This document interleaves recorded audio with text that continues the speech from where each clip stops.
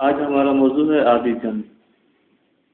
Japan کے سفیر نے ایک دفعہ ایک سیمینار میں یہ دعویٰ کیا کہ پاکستان میں شاید ہی کوئی ایسا گھر ہو جس میں جاپان کی بنی ہوئی کوئی ایک چیز خواہ کیسری کیوں نہ ہو میسر نہیں۔ جاپان کا یہ دعویٰ صرف پاکستان کے لیے ہی نہیں بلکہ دنیا کے ہر ملک کے لیے درست ہے۔ ترقی کی ایسی مثال شاید ہی کوئی دوسرا ملک دے سکے۔ یہ تو ابھی کل کی بات ہے کہ جنگ عظیم دوم میں جاپان عبرت کی مثال بنا دیا گیا تھا۔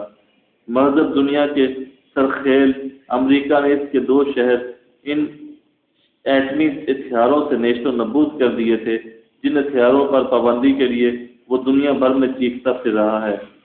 یہ جاپان 2010 تک دنیا کی دوسری بڑی معاشی طاقت بن گیا ہے اور اب مزید اس کے اندر پختگی آتی جا رہی ہے۔ اب چین کی روز افزا ترقی کے بعد یہ تیسرے نمبر پر آ گیا۔ اس کی بنیادی وجہ جاپان کی ناکامی نہیں بلکہ چین کی کثیر آبادی یعنی 1.5 ارب لوگوں کا معاشی میدان میں دیوانوں کی طرح سرگرم ہونا، اور دوسرا یہ کہ دنیا بھر کے ممالک سے سرمایہ داروں کا چین میں سستی مزدوری کی وجہ سے وہاں اپنا سرمایہ منتقل کرنا۔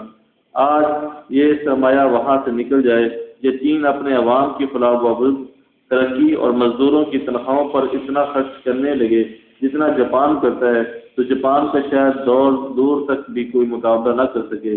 جاپان نے نہ صرف صنعتی ترقی کی مثال قائم کی بلکہ اس نے اپنے ملک میں معیار زندگی کو ہر خاص اور عام تک اس طرح پہنچایا کہ امیر اور غریب کا فرق زیادہ نہیں لگتا۔ لیکن آج مجھے جاپان کا تذکرہ صرف ایک حوالے سے کرنا ہے۔ یہ وہ سچ ہے جو میرے ملک میں کوئی دانشور، ماہر اقتصادیات، سیاستدان یا عظیم لبرل سیکولر مفکر واشگاف الفاظ تو کیا دبے لفظوں میں بھی نہیں بولتا۔ اس لیے نہیں کہ یہ ایک معاشی حقیقت ہے بلکہ اس لیے کہ اس سے اسلام کا ایک عظیم معاشی اصول سچ ثابت ہوتا ہے، اور یہ اصول ہے سود کا خاتمہ۔ فروری 1999 یعنی آج سے 13 سال قبل جاپان نے اپنے تمام بینکوں سے قرضے پر سود کی شرح صفر کر دی، کیونکہ ان کے ہاں لفظ منافع استعمال ہوتا تھا اور وہ بھی بینکوں کے لیے 200 سالہ نظام کے ایسے اسیر تھے کہ وہ اس سودی نظام کو ایک عمومی کاروبار خیال کرتے تھے۔ اس لیے انہوں نے اس لین دین یا قرض کے معاملے کو ایک نیا نام دیا۔ یہ وہی تصور تھا جسے میرے آقا سید الانبیاء حضرت محمد صلی اللہ علیہ وسلم نے آج سے 1400 سال پہلے خطبہ حجۃ الوداع میں پیش کرتے ہوئے کہا تھا کہ میں جاہلیت کے زمانے کے تمام سود ختم کرتا ہوں اور سب سے پہلے اپنے چچا عباس ابن عبد المطلب کا سود معاف کرتا ہوں۔ جاپان نے اپنی اس صفر منافع پالیسی کا جواب یہ دیا کہ ہم یہ معاشی انصاف اور معاشرتی استحکام کے لیے کر رہے ہیں۔ انہوں نے کہا اس طرح جاپان کے 127 ملین عوام کو کاروبار کرنے میں سہولت میسر ہوگی اور وہ زیادہ محنت اور لگن کے ساتھ کاروبار کریں گے۔ یہ وہ عظیم فیصلہ تھا جس نے اس وقت جاپان کی معیشت کو اپنے پاؤں پر کھڑے رکھا جب پوری دنیا چین میں اپنا سرمایہ لگا رہی تھی اور دنیا ایک معاشی بحران کے کنارے پر پہنچنے کے قریب تھی۔ سود کے خاتمے یا صفر منافع پالیسی کے لیے یہ آواز کوئی نئی نہیں ہے۔ پوری دنیا میں معاشیت دان اس سودی نظام کے سکنجے اور اس کے غلط اثرات سے نجات کے لیے ہر دور میں آواز اٹھاتے رہے ہیں۔ یہ مسلمان نہیں تھے بلکہ یہ سیدھے سادے معاشیات کے ماہر تھے۔ 40 سال قبل یعنی 1971 میں امریکی صدر رچرڈ نکسن نے اپنی تقریر میں ایک عظیم معاشیت دان ملٹن فریڈمین کا حوالہ دیا۔ یہ وہ شخص تھا جس نے آواز اٹھائی کہ کسی بھی معاشرے میں استحکام، امن، برابری اور معاشی بہتری کے لیے ضروری ہے کہ رقم پر لین دین کی شرح منافع صفر کر دی جائے۔ اس طرح زیادہ سے زیادہ رقم کاروباری سرگرمی میں لگے گی اور لوگوں میں کم سے کم منافع خوری کا رجحان پیدا ہوگا۔ یعنی آپ لوگوں سے رقم ادھار دے کر جس قدر زبردستی سود وصول کریں گے اتنا ہی وہ عام آدمی سے اشیاء کی قیمتوں میں اضافہ کر کے وصول کریں گے۔ یوں سود کا بوجھ کسی سرمایہ دار کا نہیں بلکہ عام آدمی پر پڑے گا اور اس کی زندگی مشکل سے مشکل تر ہوتی جائے گی۔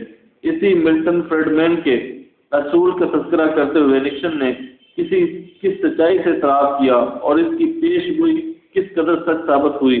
اس نے آج بھی کنزین اصولوں پر اپنی بینکاری چلا رہے ہیں۔ لیکن ملٹن فریڈمن جو کہہ رہا تھا اور کہہ رہا ہے کہ اگر وہ واقع تھی اور ہماری معیشت ایسے ہی سودی چکر کی وجہ سے تباہ ہوتی رہی تو 2009 میں ہم سب اسلامی بینکر ہوں گے۔ نکسن کے انگریزی الفاظ یوں تھے۔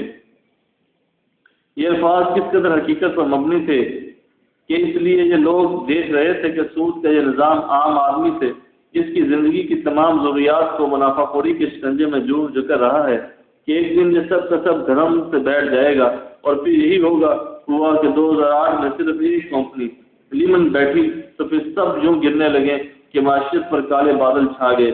یہ کالے بادل صرف امریکہ تک محدود نہ رہے بلکہ دنیا کے ہر اس ترقی یافتہ ملک پر چڑھ دوڑے جو سودی نظام کے ثمرات میں جسڑا ہوا تھا۔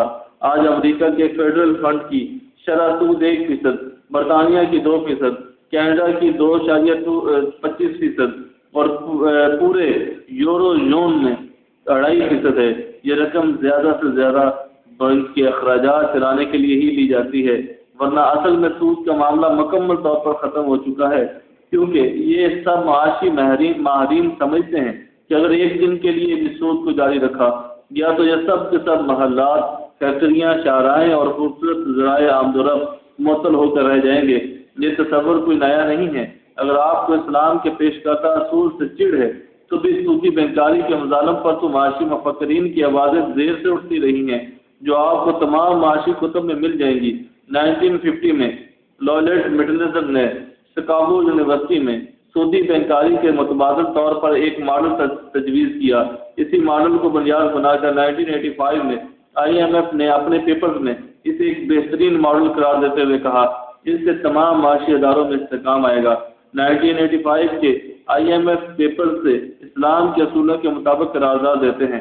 یہ سب اس لیے تحریر کر دیا ہے کہ جب اس مملکت خدادار پاکستان کی سپریم کورٹ کا شریعت بینچ سود کے خلاف فیصلہ کر رہا تھا، اس وقت بھی اور اس کے بعد بھی جب کسی بینچ نے نظر ثانی کی درخواست پر فیصلہ کرتے ہوئے اسے شریعت کورٹ کو واپس بھیج دیا تھا اور وجہ بتائی تھی کہ سود تو حرام ہے لیکن کوئی متبادل نظام تو بتاؤ۔ اس وقت بھی دنیا میں کم از کم جاپان کی حد تک ایک متبادل نظام موجود تھا۔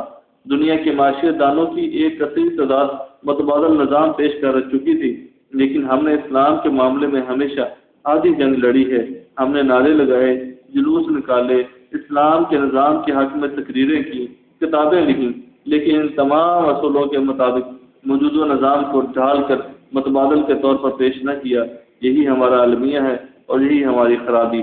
اگر ہم آج کے معاشی نظام، سماجی نظام، انتظامی معاملات اور قانونی کتابوں کو اسلام کے اصولوں کے مطابق مرتب کر چکے ہوتے تو کسی جج کو یہ کہنے کی ضرورت نہ ہوتی کہاں ہے وہ متبادل نظام۔